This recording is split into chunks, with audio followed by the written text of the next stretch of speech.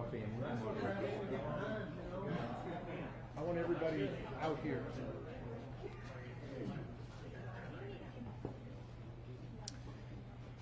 All right. Well, thank you all for being here today. I'm Justin Owen. I'm with the Yes on One committee.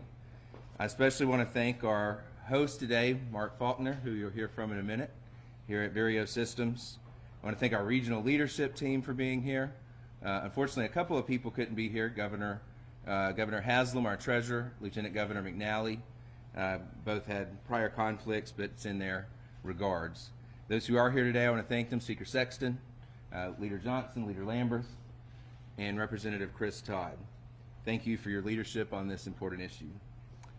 Next year marks the 75th anniversary of Tennessee's right to work law. This has been a central driver in our economic success story as a state, and that's why our legislature earlier this year voted to place right to work on the ballot as Amendment 1 so that voters could decide whether or not to put it in our state constitution next year. We believe strongly that workers should have the right to choose whether or not to join a union, and right to work gives them that choice. It has now for nearly 75 years, and we hope that they will vote to enshrine it in our Constitution to continue that tradition for generations to come. We know that right to work leads to higher real income growth, employment growth, and population growth. Because of its economic impact on our state, 68% of Tennesseans, according to a Beacon Center survey, said that they would vote to place right to work in our Constitution. We're here today to announce the latest addition to our already strong and growing Yes on One team, Governor Bill Lee as our statewide chairman of Yes on One. Governor, thank you for agreeing to do that. Before we hear from our governor, I want to turn it over to our host today, Mark Faulkner, the founder and president of Vireo Systems. Mark, you'd like to say a few words? Very good. Thank you. First of all, simply just welcome to everybody here to Vireo. Vireo is a Latin word for health, and we make holistic products for people and pets. All the team around me here is who makes all that magic happen, and the products range from feminine hygiene to sports nutrition and pain management to animal care and even skin care, and we have the best laundry detergent on the market too, and we have some welcome bags for you folks, so don't leave without grabbing one of those. Our products are growing, which means our team and our company is growing, and we're adding folks, and as we add those folks, we recognize the importance, as do other business leaders, that workers here in Tennessee have the right to choose whether or not they have 5% of their payroll taken for union dues.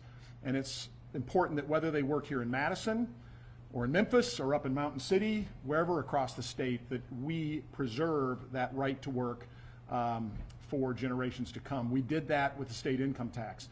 Right to work and no state income tax are two of the things that have been the hallmark for why people have been attracted from an economic development standpoint and a living quality standpoint to Tennessee. And a few years ago, we didn't just say that we're not going to have an income tax, we constitutionalized it. The legislature, in their wisdom and in their fervor, got it put on the ballot, and we banned a state income tax to protect fiscal responsibility for also generations to come. It's time now for right to work to also become part of the Constitution. I thank the legislators that are here that helped to lead that effort, and we're very, very pleased that the governor has chosen to accept the request to be the chair of this great effort. We will convince the state to vote yes on Amendment 1 next November. And with that, I'm honored to introduce the governor of our great state, the chair of the Yes on One committee, Bill Lee. Thank you, sir. Thank you. Thanks for hosting us here, and especially for your team, all your team members here.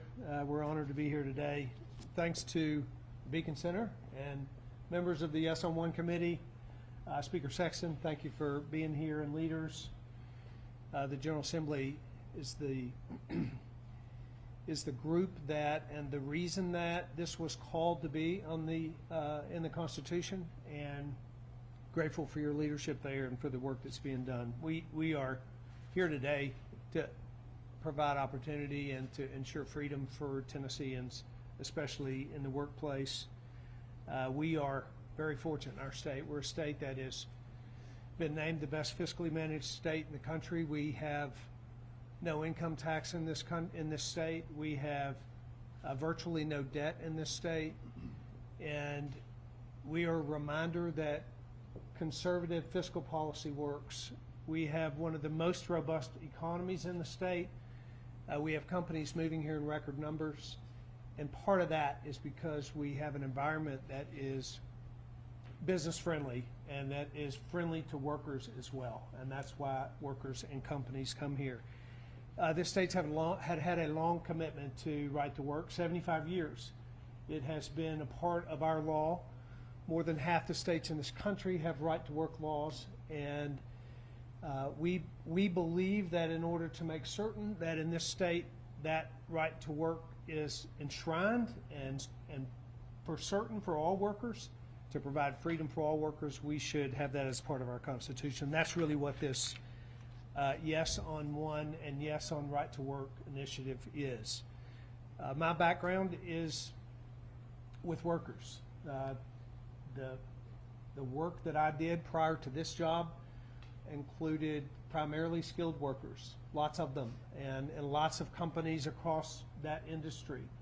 And I recognize that training and vocational education and our commitment to our colleges of applied technology and the GIVE Act, all of those have created an environment that's business friendly and that is focused on workforce development. In fact, when Ford Motor Company looked at 15 states in the past year to determine where they were going to locate their first plant that they were building in 50 years, I sat across the table from the COO of Ford and talked specifically about our environment for workers in this state, about our commitment to workforce development, about our low taxes, our low debt, and our low regulatory environment that makes it attractive. And for that reason, Ford Motor Company chose Tennessee over all the states in the country to put their new plant. And we're grateful for that decision. And it's a reminder to us that we should create an environment that is attractive to both companies and to workers. And that's part of what this Yes on One initiative is. When people look at Tennessee, I believe they see opportunity and they see freedom for workers. It is the reason that great American companies are choosing to come to our state, and we need to make sure that those workers that live in this state have the choice with regard to the type of work environment that they are in every single day. So we can ensure that for our workers through enshrining it in the Constitution, and we can do that by Tennesseans voting yes on Amendment 1 in the next election, which will be a yes vote to the right to work in the state of Tennessee. And proud to be together with all these today for this very important announcement. Thank you.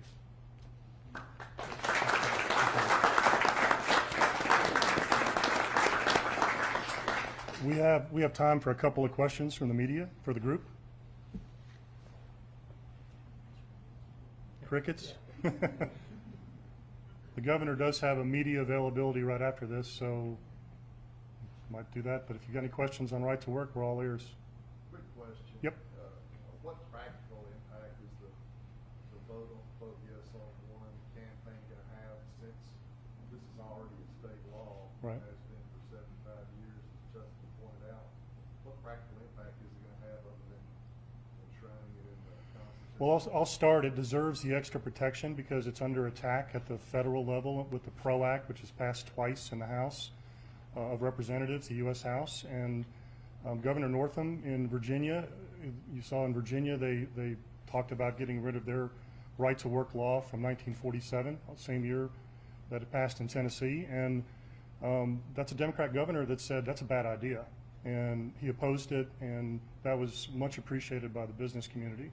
This just deserves the extra protection, and our House sponsor of the resolution, Representative Todd, probably could tell you a little bit more. For me, I think, as the governor stated, this state already has a big attractiveness to not only businesses but individuals from across the country to be in a state that protects their liberties and their freedoms. And this just gives them that extra assurance that that's going to be protected here. So and it won't be changed just simply by a legislature or some act like that. Is the Senate sponsored it? I don't think so. No, not today. I have a question. Yep. How does this, clash with Ford Motor Company's intention to create a machine shop in Wisconsin? I'm going to ask someone else who was part of the Ford negotiations so- for that one. Ford chose to come to a right-to-work state, and Ford has been very clear that the workers at that plant will determine and decide what environment they have. So their intention is that it be a worker decision, as it should be, and that's what the arrangement is there. Governor, will you be taking an active role in campaigning against unionization of the plant? Will I be what? Will you be taking an active role in campaigning against unionization? My active role is going to be in ensuring that in Tennessee, workers have the choice as to the environment that they work in. So that's what this is about, and that's what should happen and will happen on that site. The workers will decide. Any other question on this topic? All right, thank you. Be happy to answer the rest of your questions. Can I have your water, please? Thank you. And you all feel free to stay or go. We'll go.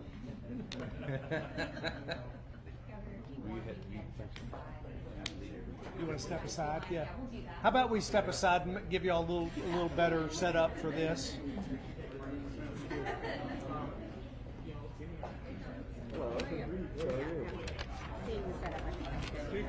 Hi. Say hello. How you doing? Good to see you. I saw you standing over there. How you doing?